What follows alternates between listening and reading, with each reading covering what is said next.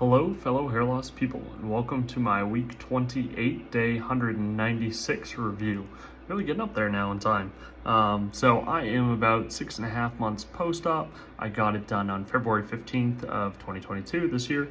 And major things that I've seen since last week, on my left-hand side, you can kind of see, but I do definitely have some small growth. You can see like this little hair right here is really starting to poke through the scalp. And I've got a couple of those when you really look through. I have started to get kind of the itchiness that I went through around the four-ish month phase when I had a lot of hair coming through the scalp.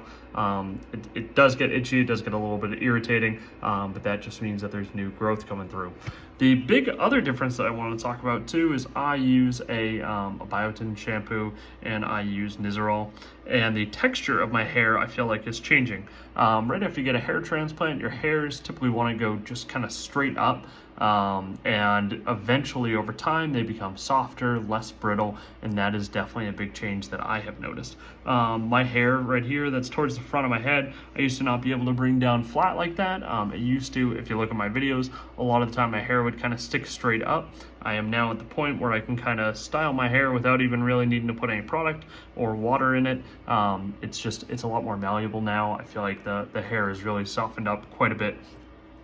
The texture still is not quite the same as my native hair.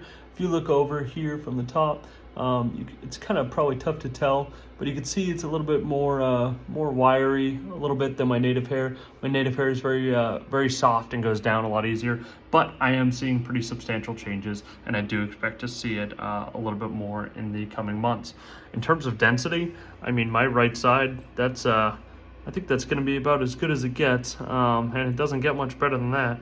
It's really tough to tell where my transplanted hair is versus where my native hair was. It's right around kind of where this finger is, where the transition from native hair to transplanted hair was.